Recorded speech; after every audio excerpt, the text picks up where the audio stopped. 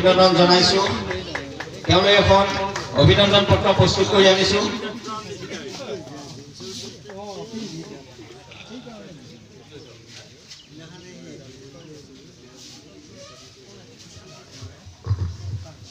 অভিনন্দন পত্ৰখন মই পাঠ কৰি দিছোঁ।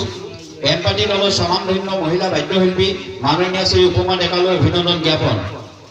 শ্ৰদ্ধা ভাজন এছো। জয় জয়তে অগ্নিশা সাংস্কৃতিক গোষ্ঠীৰ তৰফৰ পৰা আপোনালৈ আন্তৰিক কৃতজ্ঞতা জ্ঞাপন কৰিলোঁ।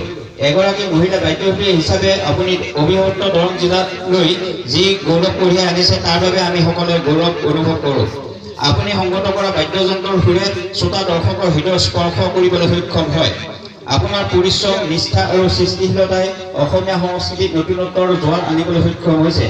সৰুৰে পৰা বহু বাধা বিঘিনি নেওচি এগৰাকী ভাল বাদ্যশিল্পী হ'বলৈ আপুনি যি চেষ্টা অব্যাহত ৰাখিছে সেয়া নৱ প্ৰজন্মৰ বাবে সদায় আদৰ্শ হৈ ৰ'ব। আমি এই পবিত্ৰ ক্ষণত আপোনাৰ বৰ্ণময় সাংস্কৃতিক জীৱন মধুময় হোৱাৰ কামনা কৰিলোঁ। হে মহীয়সী, আপোনাৰ কৰ্মচানেকি অনাগত দিনত আমাৰ সমাজখনত এক দৃষ্টান্ত হৈ ৰওক। কৃষ্টি সংস্কৃতিৰ পথাৰত আপুনি উত্তম নক্ষত্ৰৰ দৰে সদায় জিলিকি থাকক, সেই ভগৱানৰ ওচৰত প্ৰাৰ্থনা। শ্ৰদ্ধাৰে হেমন্ত কলিতা, গৌতম ডেকা। আমাৰ এই অভিনন্দন পত্ৰখন আমাৰ নৃত্যশিল্পী প্ৰস্তুতি চহৰে আগবঢ়াব। আচলতে সুযোগটো সৰুৰ পৰা পালে যথেষ্ট আগবাঢ়িব পাৰি বুলি কোৱা হয়, কিন্তু উপমা ডেকাই সৰুৰ পৰা কোনো ধৰণৰ সুযোগ সুবিধা পোৱা নাই।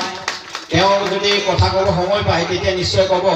ক্ৰীড়াতে তেওঁ দুডাল মাৰিলে এই বাজানা বজাই আজি দিনটো পাইছেগৈ। গতিকে সেইখিনি আমি আগতে গম পাওঁ।